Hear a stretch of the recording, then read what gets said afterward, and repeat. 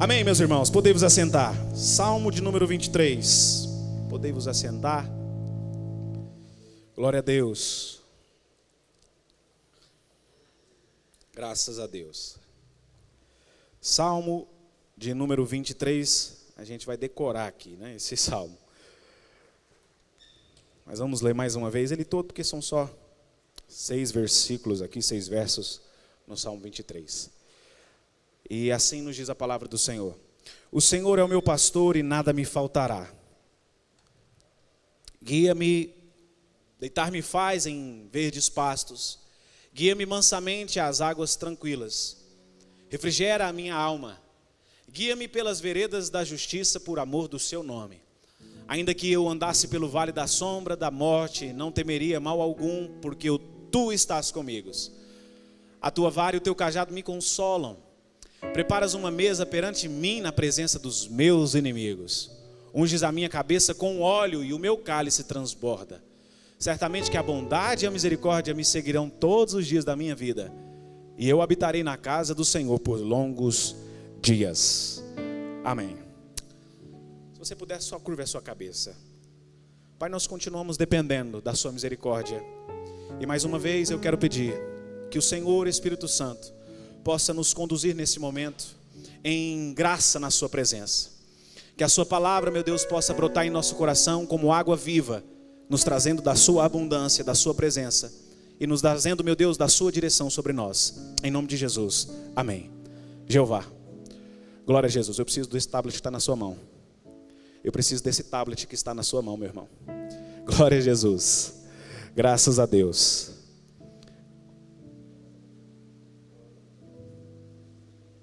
Glória a Jesus. Amados irmãos, semana passada nós começamos a explorar esse texto do Salmo 23 e nós falamos aqui de algumas verdades que esse salmo nos traz. E hoje nós continuaremos no versículo 2, ou no verso 2, né, porque é um salmo. Semana passada nós entendemos que carregamos algumas coisas que Deus não quer que nós carreguemos. Eu não vou voltar mais uma vez na introdução que eu fiz semana passada, ou nas coisas que eu falei. Se você não estava aqui na semana passada, a palavra está lá no YouTube, você pode ir lá ser abençoado também. Mas hoje eu gostaria de continuar o raciocínio que a gente já começou, e que a gente já tem trabalhado aqui desde a semana passada. Falando hoje de mais alguns fardos que a gente tem levado, e que nós não precisamos levar na nossa vida. Quando nós olhamos para esse verso de número 2, que a gente acabou de ler, o salmista diz, né? Ele me faz repousar em pastos verdejantes. Leva-me para junto das águas de descanso. Nós entendemos que o desejo de Deus, como nosso pastor, é conceder para nós descanso. E esse primeiro ponto que eu queria falar com os irmãos aqui, são duas coisas que todos nós, desde o mais novo que está aqui, até o mais velho, a gente é pego por preocupações. É claro que quanto maior a idade, ou quanto maior a responsabilidade que nós adquirimos no curso da nossa vida, maior é a preocupação que nos toma, porque maiores são os problemas, sim ou não, irmãos? Sim, isso é verdade. Mas muitas vezes essa preocupação exacerbada que a gente tem concernente às coisas, gera em nós um cansaço muito grande. E a preocupação, irmãos, fala até mesmo de uma desconfiança. Porque a gente só preocupa com alguma coisa que está fora do nosso controle. Aí a gente fica preocupado. Mas quando eu consigo entender esse versículo 2, e é isso que nós vamos fazer aqui essa noite, que Deus é que nos guia, que Ele é que nos faz repousar, que tudo que nós precisamos vem dele, no meu coração já não habita mais lugar para preocupação. Aí talvez há quem possa pensar no seu coração nesse momento o seguinte: pastor, isso aí na teoria e na fala, na palavra, isso é muito fácil. E na verdade eu já sei disso. Eu sei que o Espírito Santo está aqui, irmãos, para fazer nós não somente entender essa verdade, mas sairmos daqui em nome de Jesus, praticando essa verdade. Praticando essa verdade. Nós precisamos entender que não existe várias vertentes concernente à verdade da palavra de Deus. Existe somente uma verdade. E a verdade suprema, a verdade primaz, nesse Salmo 23, ela gira todo aqui em torno disso. Descanso que vem da parte de Deus. Irmãos, nós, enquanto seres humanos, somos divididos em duas dinâmicas. E isso aqui é interessante para a gente entender. Ou nós somos movidos pela nossa memória, coisa que nós vivemos no passado, ou pela nossa imaginação. E quando eu falo sobre imaginação, eu estou falando sobre futuro, de coisas que ainda vão acontecer. Agora em pouco eu falava mesmo sobre sonhar, sobre planejar, sobre projetar.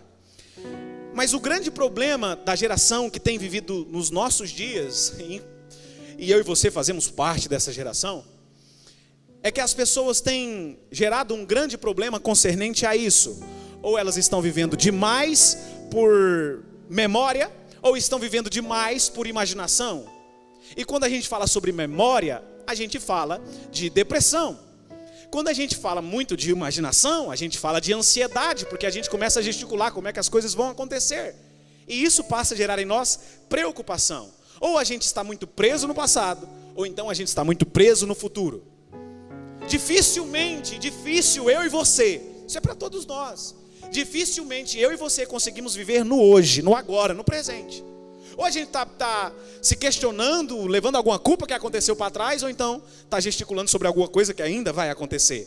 E o problema do futuro, irmãos, é que assim como o passado nos remete a uma foto, que a gente muitas vezes olha e lembra das emoções até que a gente viveu naquela foto, naquele período, naquele dia que aquela foto foi tirada. O futuro também aponta para uma foto, mas em branco, porque ainda não aconteceu. As pessoas vivem em um tempo que não é o agora e vivem em algo que ainda não existe, porque o futuro é algo que não existe. A única coisa, na verdade, que existe é o presente, é o hoje. É esse momento aqui agora, 8h25 da noite, que eu e você estamos integralizados pela graça de Deus e pela sua misericórdia. Mas sabe o que acontece? Por que as pessoas, o problema nosso, da nossa geração, que a gente tem vivido assim, ou demais no passado ou no futuro, é porque foi vendida, irmãos. Eu queria que você olhasse aqui para mim.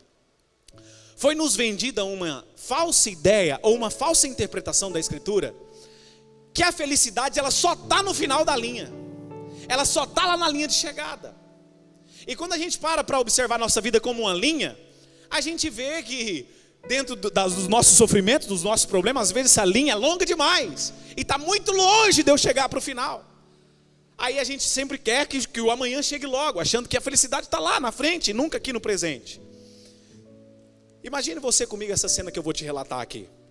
Você vê uma criança de 10 anos, que seja um familiar seu, se você tem filho, seu filho de 10 anos, ou então uma criança próxima a você, 10 anos de idade.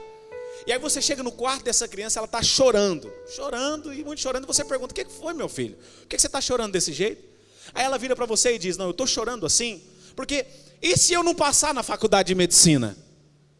Ou então, quando eu for pai, e se eu não for um bom pai e não ser um bom exemplo para os meus filhos? Talvez, logicamente, você vai pensar em chamar um psicólogo para essa criança, um psicólogo na área infantil, porque 10 anos de idade pensando em ser pai, preocupação desse tamanho, calma. E no mínimo, a primeira coisa que você vai falar para ela é: meu filho, se acalma aí, se acalma. Por que você tem que se acalmar agora? Porque você é jovem demais para se preocupar com isso.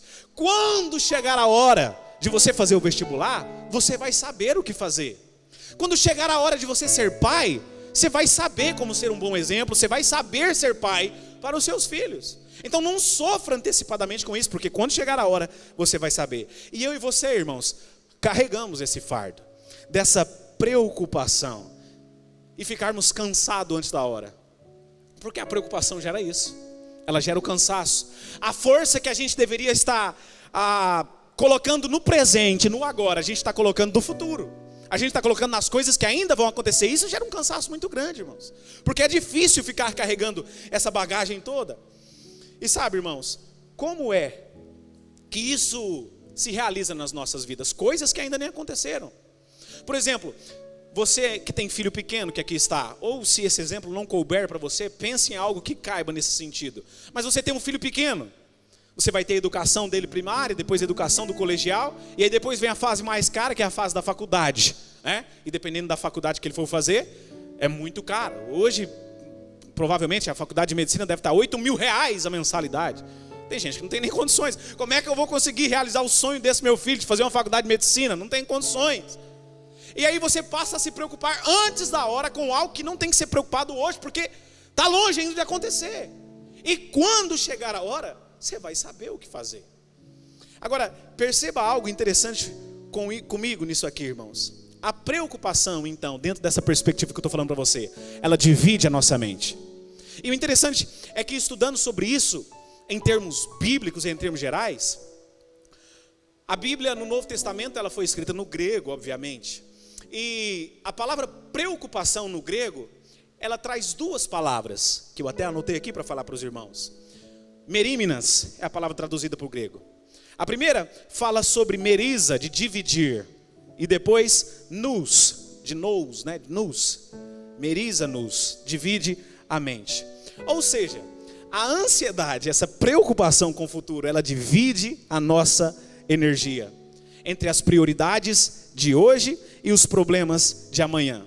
Como é que isso acontece? Parte da nossa mente está agora, está aqui comigo nesse momento, ouvindo o que o pastor está falando aqui, ouvindo a palavra de Deus. Parte da sua mente está se preocupando com problemas que vai acontecer amanhã. Está se preocupando com coisas que vão acontecer amanhã. E talvez tem pessoas que estão ouvindo aqui nesse momento, aqui talvez até na internet, eu não sei, que problemas muito grandes você tem para resolver amanhã. Situações difíceis, contas talvez até grandes que você precisa pagar daqui para o final de semana, ou daqui para o término do mês. E talvez você está aqui prestando atenção na palavra, mas volta e meia, se a sua mente sai para longe e pensa nisso. E isso gasta uma energia tremenda, irmãos, de dividir a sua mente. E eu achei muito interessante quando eu vi essa palavra na palavra de Deus, essa palavra preocupação. A preocupação do grego, divisor da mente. É isso que acontece comigo e com você. E a gente vive metade da nossa mente, vivendo no presente e vivendo no futuro. A preocupação, ela não é uma doença. Não é doença. Preocupação não é doença. Só que talvez muito mais do que algumas doenças que nós contraímos, ela causa até muito mais efeitos negativos em nosso corpo. Tem gente que vive com problemas estomacais por causa da preocupação, da ansiedade, gastrite, refluxo, etc. A pressão eleva, às vezes ela tem ataque cardíaco por causa de uma preocupação exacerbada, né? Preocupação. Mas deixa eu te falar algo aqui, irmãos, e olha para mim. Ansiedade em nada funciona. Você ficar preocupado com o problema de amanhã não vai resolver o problema. Se fosse resolver, seria ótimo, né? Não, eu vou me preocupar aqui, porque quando chegar lá no problema já vai estar resolvido. A pessoa sofre até dobrado, porque sofre antes e sofre depois. Então a ansiedade, ela não funciona. Jesus lá em Mateus capítulo 6, lá no Sermão da Montanha, aquele texto que a gente conhece claramente sobre a ansiedade. Jesus vai dizer assim: qual de vocês, por mais preocupados que fiquem com a vossa vida, vão poder acrescentar 45 centímetros na estatura de vocês? Preocupação não resolve nada. E por que talvez é tão difícil nós entendermos isso aqui? Eu separei alguma estatística, e isso aqui é até relacionado com a realidade de um outro país nosso aqui, do nosso continente, mas na América do Norte. A realidade, irmãos, é que lá nos Estados Unidos, a preocupação, e aqui também no Brasil, mas essas estatísticas são de lá, causa insônia em um número assombroso de pessoas, e eu trouxe isso aqui para vocês. Hoje lá nos Estados Unidos, aproximadamente 330 milhões de habitantes vivem lá nos Estados Unidos.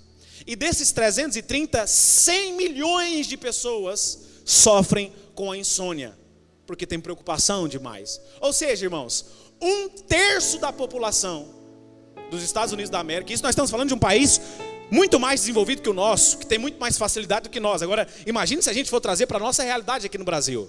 Fica muito maior ainda esse número, cresce muito mais ainda esse número. 1/3 da população.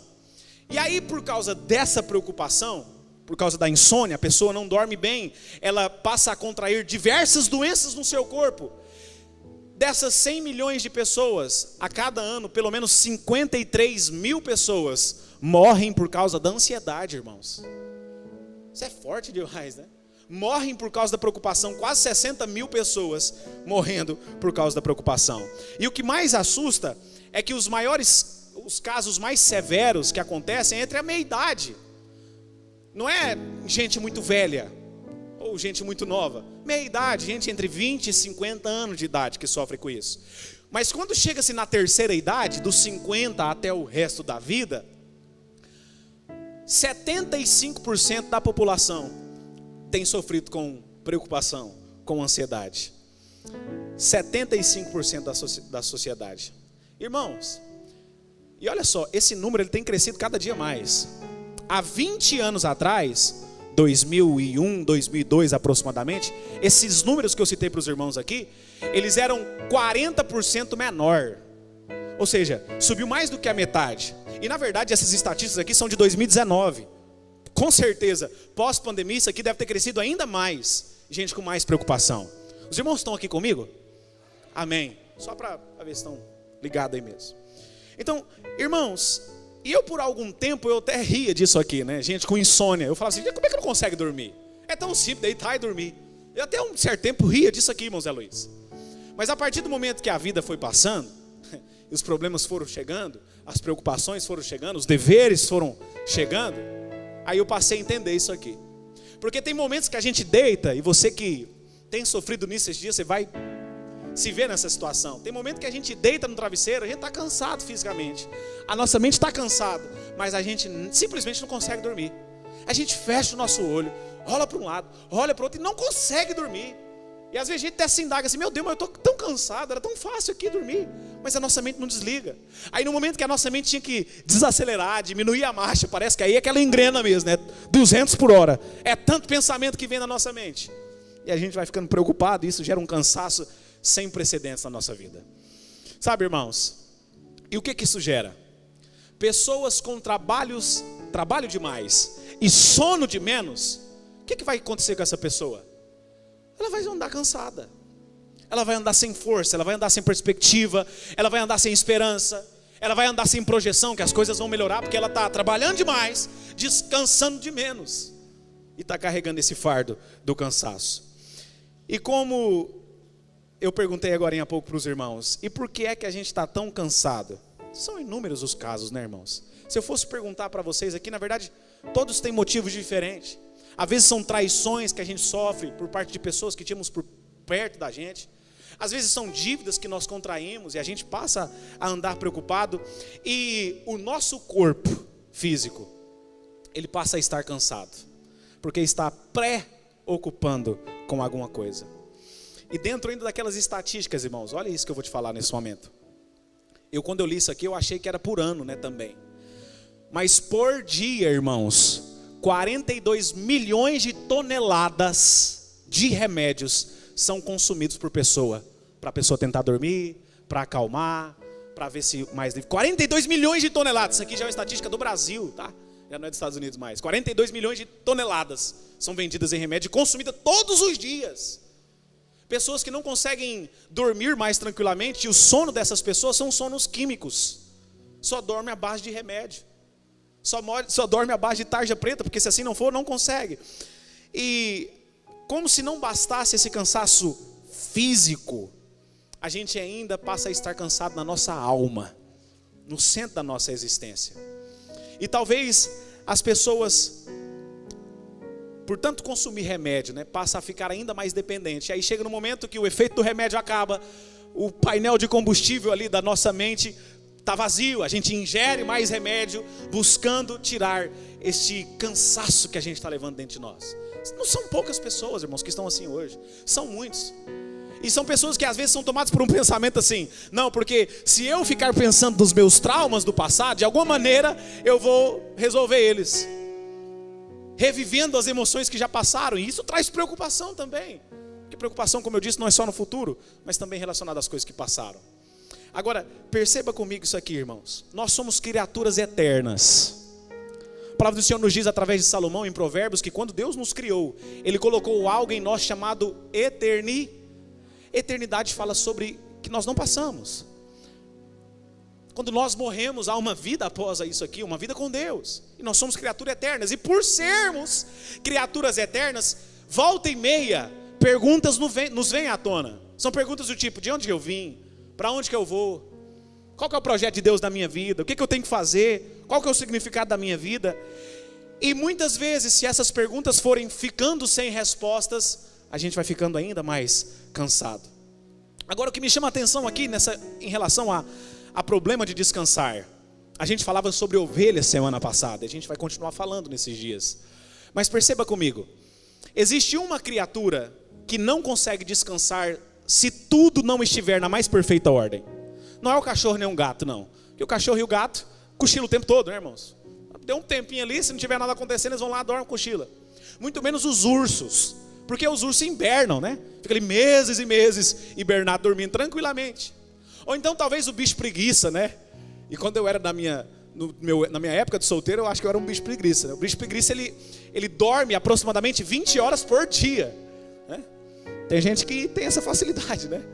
Não tem muito problema, dorme 20 horas por dia. Mas o único animal, a única criatura que não consegue descansar se não tiver tudo ok, tudo certo, é a ovelha.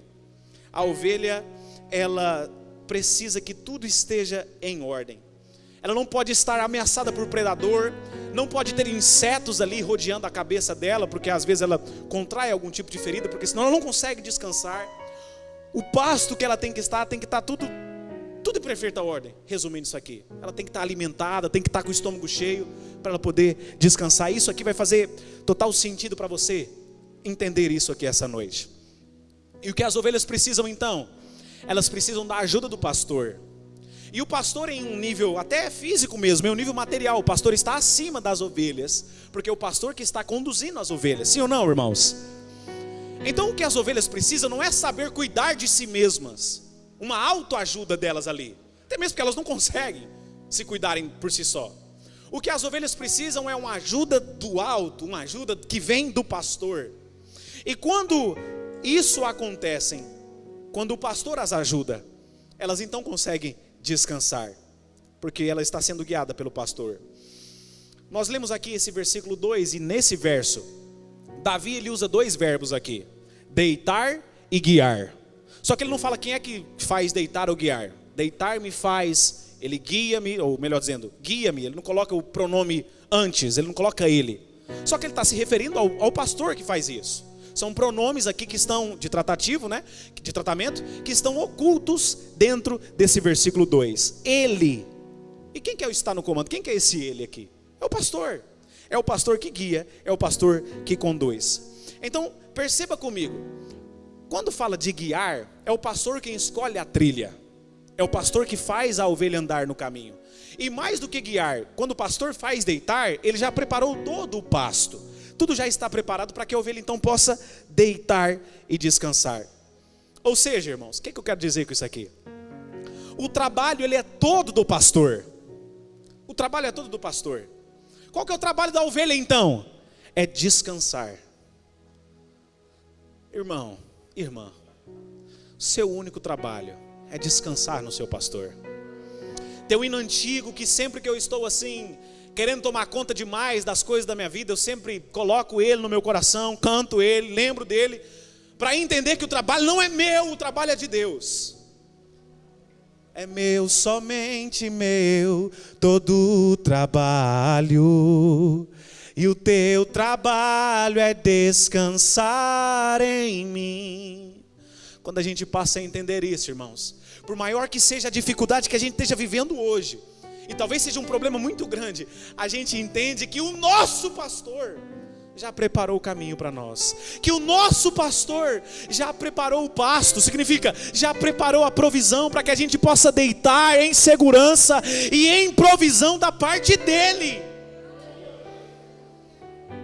Ele já preparou todas as coisas. O nosso trabalho é descansar no nosso pastor, e ele passa a dirigir o nosso caminho.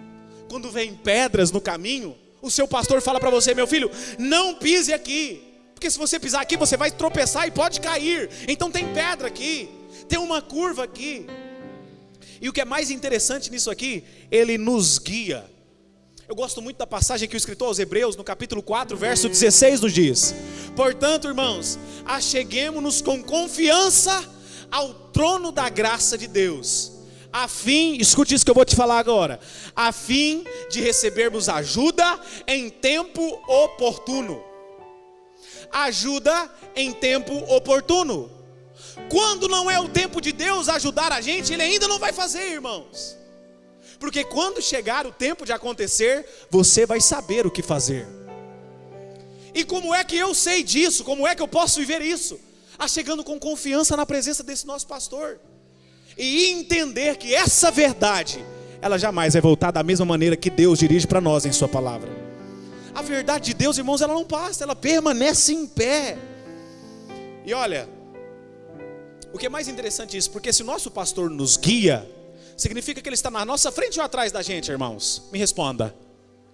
Na frente. O nosso pastor, escute isso aqui, ele não está falando, explicando para você o caminho de trás, e se ele estiver atrás, ele não sabe o que vai vir na frente. Vai, ele não fala para você, ele fala: vem, vem, é por aqui que você tem que caminhar. Porque o nosso próprio pastor, ele mesmo se apresentou: eu sou o caminho. Então, irmão, se nós estamos debaixo desse cuidado, não há o que temer, não há o que se preocupar, não há o que se desgastar no hoje, porque o meu amanhã vai ser guardado e está seguro pelo meu pastor. Ele é quem está guiando a minha vida. Sabe, Saul perseguindo Davi, teve um momento ali que Deus mais uma vez livrou Davi das mãos de Saul. Lá em 2 Samuel, no capítulo 22, a palavra do Senhor vai logo nos dizer: e Davi fez essa oração, na verdade compôs esse hino, depois de Deus ter livrado das mãos dos inimigos e das mãos de Saul. E lá no versículo de número 33 desse capítulo 22, Davi vai dizer o seguinte: ele perfeitamente, escute isso aqui, irmão, em nome de Jesus, olha o que o seu pastor faz, ele perfeitamente desembaraça o meu caminho. Irmãos, isso aqui é a segurança que o meu pastor, o seu pastor traz pela sua vida. Não há o que se preocupar no hoje, porque ele é quem dirige a sua vida, ele desembaraça o seu caminho. O que nos chama a atenção é que quando Deus está guiando Israel pelo deserto difícil ali, Deus disse para Israel que estaria no meio dele todo dia, sim ou não, irmãos? Eu vou estar com vocês. Moisés pediu aqui, então eu não vou mandar um anjo não, eu mesmo vou estar manifestando todos os dias no meio de vocês. E o cuidado de Deus era diário. O que Deus mandava todo dia pela manhã, irmãos? Maná. Era diário. Só que tinha uma regra aqui, irmãos, da parte de Deus para o povo de Israel. Gente, meu povo, vocês só vão colher aquilo que eu mandar na névoa, quando amanhecer o dia, só o necessário para vocês comerem no dia.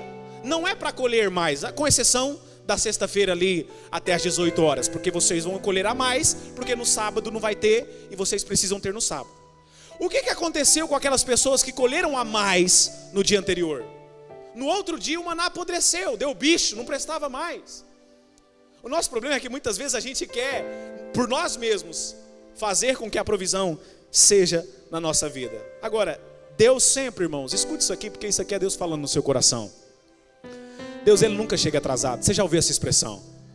Deus, ele age no momento certo e principalmente na hora certa. Aleluia por isso, irmãos. E saber disso aqui, irmãos, e é isso que eu quero que você saia aqui essa noite, em nome de Jesus. Eu não preciso gritar isso aqui, eu não preciso dar pirueta isso aqui, eu não preciso engrossar minha voz para falar isso para você. Isso muda a nossa vida. Entender que o nosso pastor me dá a provisão oportuna, no tempo certo, eu passo a viver o presente. Eu não passo mais a depender de remédio para dormir. Eu passo mais a não depender de remédio para esquecer de traumas, de consequências, de depressão, porque eu sei que o cuidado dele vai me acompanhar hoje, vai me acompanhar amanhã. A ajuda dele é oportuna, é no tempo que eu preciso. E talvez agora, irmão, você está falando no seu coração: pastor, então eu estou nesse exato momento precisando de uma ajuda que ninguém consegue dar para mim. Irmão, há ajuda da parte de Deus essa noite para ser dispensada no seu coração. E não sou eu que estou falando, é a palavra de Deus que fala isso aqui para você. Há ajuda da parte de Deus para você, porque quando chegar o momento você vai saber o que fazer, irmão. Quando chegar o momento você vai saber o que fazer. Mas se meu esposo ou a minha esposa morrer, ou se fulano que eu dependo tanto morrer, quando chegar a hora você vai saber o que fazer. Mas se minha empresa quebrar, ou se eu perder o serviço, quando chegar a hora você vai ter a ajuda do seu pastor. E se a promoção que eu estou esperando não vier no ano que vem, ou daqui a um mês, não sei, você vai saber o que fazer, e o seu pastor está cuidando de você. Ele faz na hora certa, irmãos. Na prática, trazendo isso aqui para mim e para você, eu sei justamente que quando a adversidade vier, o meu Deus vai me dar sabedoria. E em nome de Jesus, eu quero ser boca da parte de Deus para profetizar isso sobre a sua vida.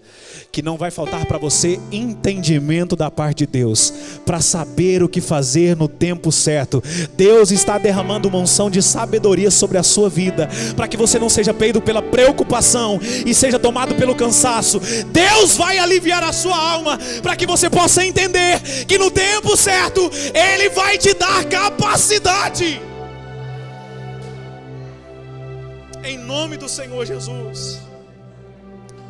Irmãos, eu quando assumi a nossa primeira igreja ali em Formosa, eu gosto muito de citar esse meu testemunho, porque apesar de ser rato de igreja, né, no sentido, fui criado dentro da igreja, nunca tinha sido líder de nada na igreja. E de repente com 23 anos de idade, há 5 anos atrás, eu me via pastor de uma igreja, sem nunca ter dirigido o departamento que cuida da limpeza da igreja, nada. E no principal momento ali, ou a primeiro momento, uma grande preocupação tomou conta da minha vida. O que eu vou fazer? A minha maior preocupação, irmão, sabe qual que era? Vou confessar para os irmãos. A minha maior preocupação de ser pastor, Felipe, era pregar todo culto. Gente, como é que vai ter tanta palavra para pregar todo culto? Isso é o de menos, na verdade, hoje a gente sabe isso. Na verdade, se estar aqui no púlpito é o bônus do ministério. O ônus é por trás do púlpito aqui. Mas quando chegou a hora, Deus deu entendimento para saber o que fazer. Em nome de Jesus, irmãos, não incomode o seu coração antes da hora. Tenha certeza que Deus vai te dar sabedoria para você saber o que fazer no momento certo que precisava ser feito. Enche o seu coração com essa verdade. Não comece a atacar os problemas de amanhã até amanhã. Viva o presente, porque você ainda não tem força de amanhã. Você só tem a sua força para hoje. O maná é só para hoje, não é para amanhã. Por enquanto o cuidado de Deus é só para hoje, quarta-feira, dia 16 de junho de 2021. Amanhã é um outro cuidado, é uma outra força que você vai ter. Irmão, quantas coisas que você já passou até hoje na sua vida, que talvez você pensava, eu nunca vou suportar, e você suportou. Você chegou até aqui, irmão. Enche o seu coração com essa mesma esperança e entenda que o teu pastor está te guiando.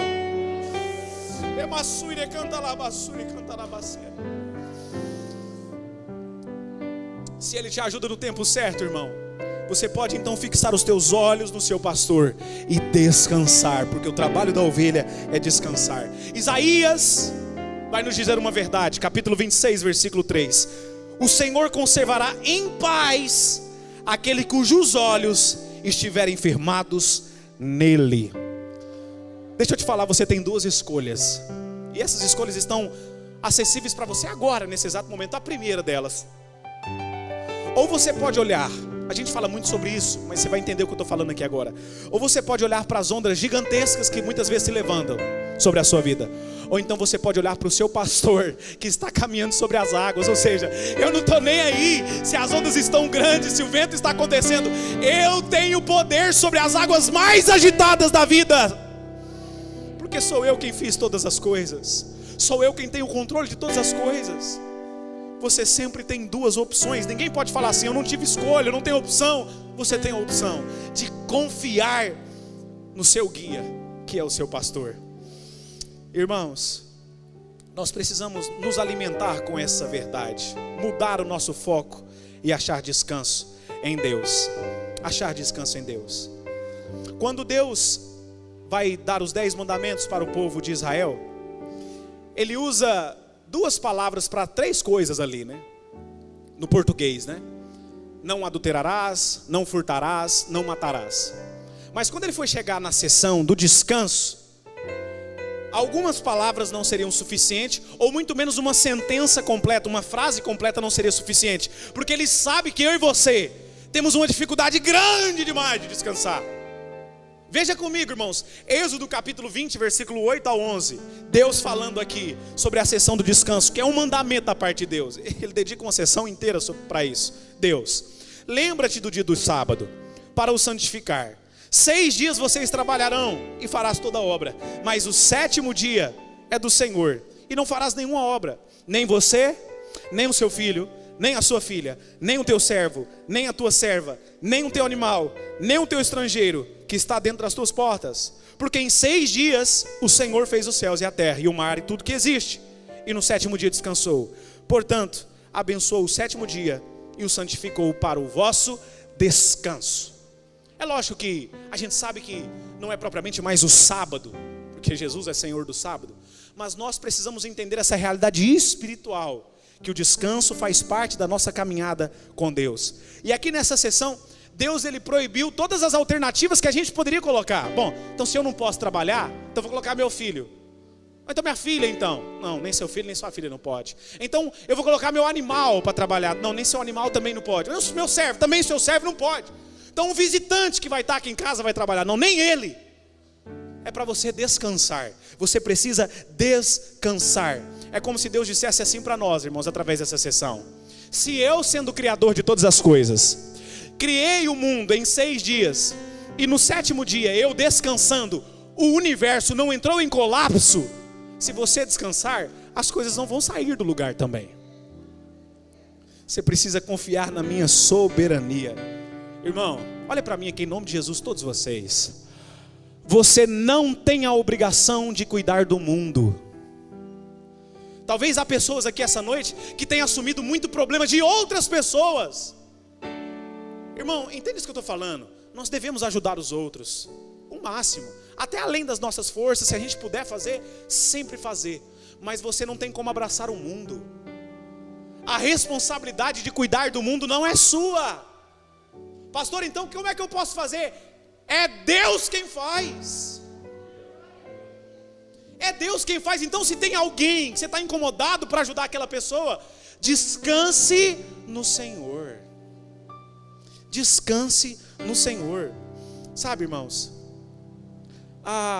todo o campo precisa de descansar. A gente semeia e depois dá um repouso para aquela terra, porque senão estraga aquela terra e os frutos já não serão tão bons, vai perdendo a qualidade do solo. Se até o campo que produz somente fruto precisa de descanso, e eu e você, nós precisamos descansar a nossa alma em Deus.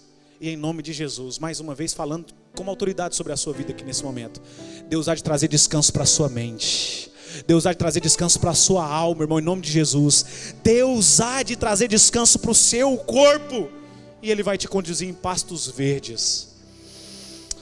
Olha, irmão, eu disse isso aqui semana passada. Todo pasto ali na Judéia, onde Davi, quando foi jovem, apacentou as suas ovelhas, a Judéia é composta por desertos. Tanto é que a gente vê, quando Jesus estava no seu ministério, estando na Judéia, Jesus foi para o deserto tal. Então, o que é deserto? Deserto é um solo rochoso, que tem pedra, que tem toco, que ele é desnivelado. Então, todo pasto que tinha na Judéia, se tinha um pasto formado, irmãos, a pessoa já sabia na hora, algum pastor de ovelha passou aqui e colocou o rebanho dele para ficar aqui, apacentou o seu rebanho aqui.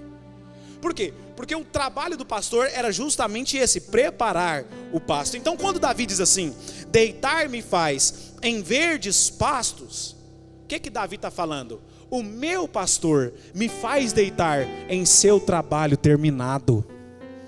O que é isso na prática, irmãos? É a gente entender que com as mãos furadas de Jesus, Ele nos garantiu um pasto para a nossa alma.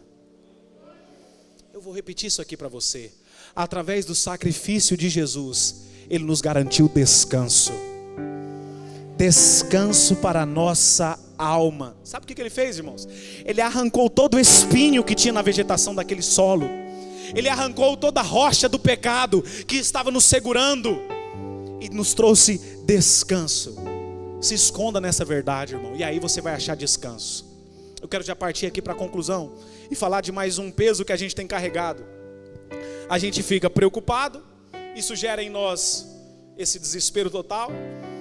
E é esse fardo que eu quero falar agora, o fardo do desespero, para a gente terminar. Imagina, irmão, que você seja convidado para fazer uma viagem lá para a Amazônia, afora. E aí você vai com seus amigos para lá, mas estando lá você para amarrar o seu sapato ali, e quando é fé, você perde eles de vista e você se vê sozinho e você não sabe nem para que rumo que você vai. E o pior de tudo, como se não bastasse você ficar sozinho ainda, você não tem nada na sua mão. Você não tem nenhuma provisão. Você não tem fósforo, você não tem faca, você não tem barraca, você não tem alimento, você não tem nada. Você está sozinho ali no medo. E com certeza, 3 sentimentos você vai ter nesse momento: medo, ansiedade e raiva. Porque, meu Deus, para que eu vim cair aqui nessa latada? Medo, ansiedade e raiva. E essas 3 coisas vão te levar ao desespero. Desespero. Porque você não foi treinado para isso. Você não foi treinado para sobreviver numa floresta. Talvez até algumas vezes você já assistiu lá no Discovery Channel, né? Como sobreviver, se cair alguma coisa lá com aquele cara, o Bear lá, esqueci o nome daquele camarada, que ajuda na sobrevivência. Mas você não sabe, na prática você não sabe. Você só sabe a teoria, talvez ainda muito remotamente. E aí você vive sozinho nisso daqui. E trazendo isso para a nossa vida, quem dera as nossas dificuldades se resumissem a grandes árvores. Quem dera as nossas dificuldades se resumissem a animais selvagens, que a gente possa prender eles numa jaula. Mas não, as nossas dificuldades são carteira vazia, são abandono de pessoas, são, enfim, corações partidos, dificuldades diversas que a gente passa. Mas irmão, nesse caso aqui que eu estou falando, você vai precisar de uma pessoa que vai ter direção e vai ter visão. E essa pessoa vai precisar dessas 2 coisas, por quê? Visão para, primeiro, estimular a sua fé, para você entender, olha, tem saída aqui dessa floresta, tem saída aqui desse problema. Você precisa encher o seu coração aí, para levantar os seus pés e a gente caminhar, porque eu não vou poder simplesmente carregar você no colo aqui. Você precisa dar um passo, para a gente ir até a saída. E direção, porque ela precisa conhecer aquele ambiente, para ela te levar para o lugar certo. Visão e direção. E o que mais nos chama a atenção disso aqui, é que quando essa pessoa trouxer visão e direção, aquele desespero, e o desespero é o antônimo de esperança. Aonde não tem esperança, tem desespero. São palavras antônimas, são opostos. Quem não tem esperança tem desespero. Então perceba comigo, irmão, nesse momento. Você vai precisar, ou vai ter nesse momento, esperança da parte de Deus. Irmão, Davi diz, ele refrigera a minha alma. Sabe por quê que Davi está falando isso aqui? É que com o nosso pastor, a solidão, ela tem companhia. A solidão tem companhia. O desespero tem visão. E a confusão dá lugar à direção. Sabe quando você está assim no meio de uma confusão, no meio de uma bagunça, você não sabe o que fazer, o que eu tenho que fazer? Quando o seu pastor está te conduzindo, você tem a direção certa, no momento certo. Irmão, Salmo 121, eu queria ler essa verdade aqui para você nesse momento. O salmista Davi vai nos dizer assim: levantarei os meus olhos para os montes, de onde vem o meu socorro? O meu socorro vem do Senhor, que fez os céus e a terra. Não deixará vacilar o meu pé. Aquele que me guarda não tosquenejará, ou seja, não vacilará. Eis que não tosquenejará e nem dormirá o guarda de Israel. O Senhor é quem te guarda, Ele é a tua sombra à tua direita. O sol não te molestará, não te fará dano, nem de dia e nem a lua de noite. O Senhor te guardará de todo mal, Ele guardará a tua alma. O Senhor guardará a tua entrada e a tua saída, desde agora para sempre. Irmão, é essa verdade que essa pessoa, quando te encontrou ali no meio da floresta, no meio da confusão, a primeira coisa que ela teve que colocar no seu coração é esperança. E Jesus, irmãos, o nosso pastor, Ele não somente nos dá a direção, Ele não somente fala para a gente, Ele não somente nos responde, Ele nos dá a si mesmo, porque Ele é esse caminho. Então muito mais do que nos responder, Jesus já nos deu a si mesmo. E quando eu tenho essa verdade no meu coração, nenhum desespero toma conta da minha vida, porque eu sei que eu tenho a Jesus. Eu sei que eu tenho a Jesus. Jesus disse no último versículo, nos últimos versículos lá de Mateus capítulo 28, quando foi despedir dos discípulos: eis que estou com vocês todos os dias, até a consumação dos séculos. Irmãos, se isso não trouxer esperança no meio da sua confusão, nada mais terá poder para trazer. Você tem um guarda todos os dias. Troque o seu desespero pela esperança em Cristo Jesus. Por fim, irmãos, por causa dessas coisas, a gente passa a carregar um dos fardos mais pesados que muitos carregam: a culpa. Culpa. Deus quer livrar você desse fardo hoje. fardo da culpa, de coisas que você fez no passado e muitas vezes saiu do princípio da parte de Deus, porque a gente olha para a justiça de Deus, a gente vê um Deus justo, e a palavra do Senhor vai nos dizer através de Paulo em Romanos: não há um justo, nenhum sequer, não há quem faça o bem, não há um só que faça o bem.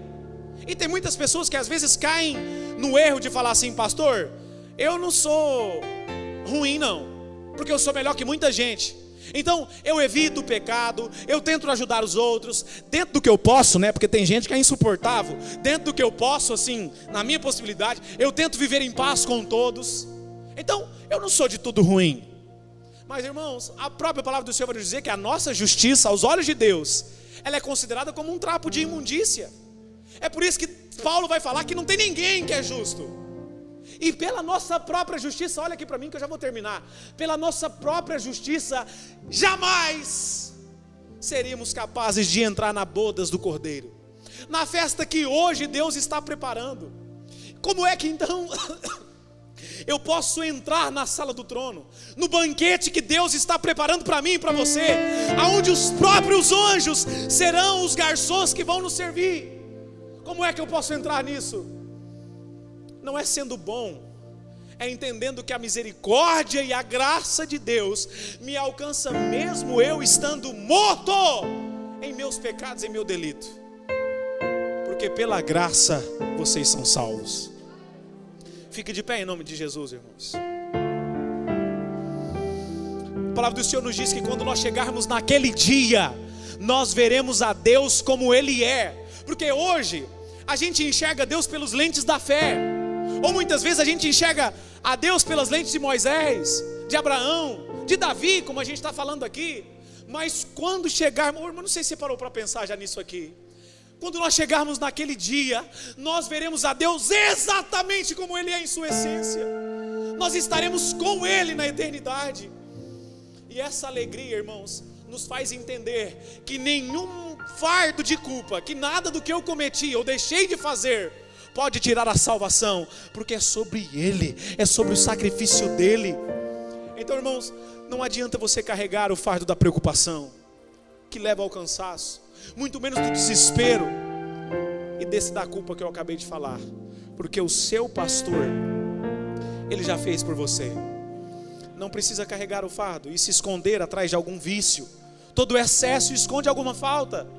Quando você vê uma pessoa que é dependente de algum cigarro, de alguma bebedeira, ela faz aquilo até para esconder a culpa que ela está carregando.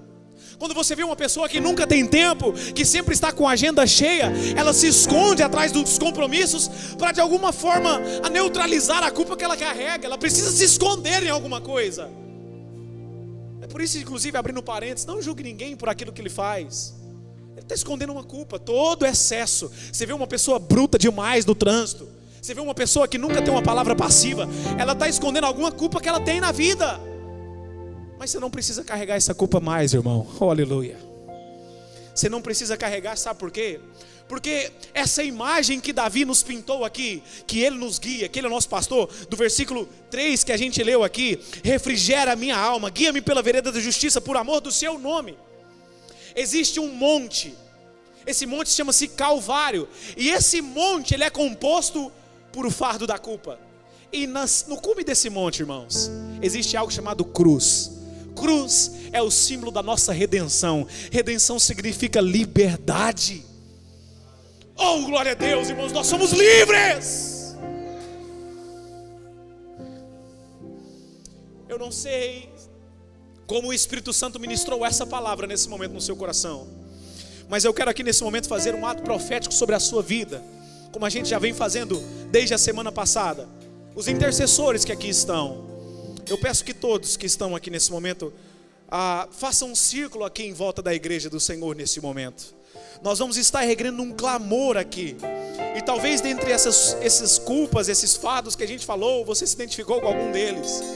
Você vai deixar nesse momento no pé desse monte, e Deus vai trazer refrigério para a sua alma nesse momento, porque eu e você fomos salvos pela graça. O seu pastor, irmãos, enquanto os intercessores se espalham aí em volta da igreja, o seu pastor, ele se apresentou diante do tribunal dos céus e disse para Deus: qual é a culpa? Eu vou carregar, porque ele levou sobre si toda a nossa transgressão, o castigo, a culpa que nos traz a paz e quer trazer descanso, alívio para a sua alma hoje. Ele já levou no Gólgota por amor a você. Oh, aleluia, Deus, obrigado, Pai.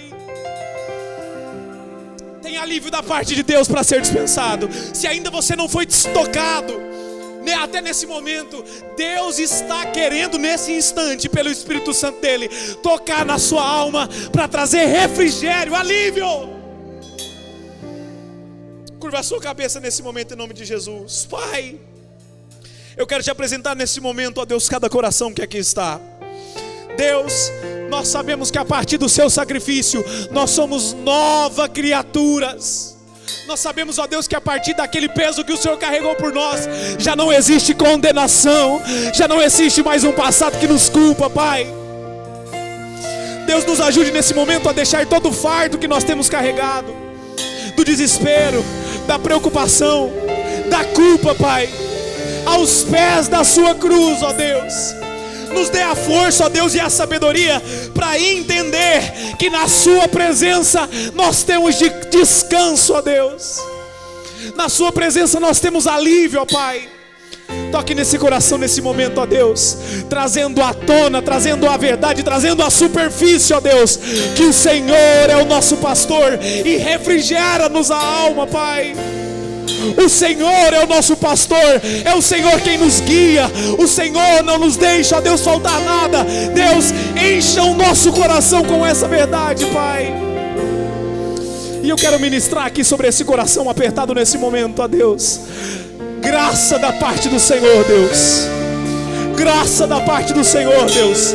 Por maior que seja a dificuldade que esse seu filho está enfrentando agora, que ele possa se sentir abraçado nesse momento, Pai, aleluia. Espírito Santo, nós deixamos tudo aos seus pés. Jesus, aos pés da sua cruz, traga-nos descanso a partir desse momento, em nome de Jesus. Em nome de Jesus, Pai, em nome de Jesus. Aleluia, Deus. Sua morte ali na cruz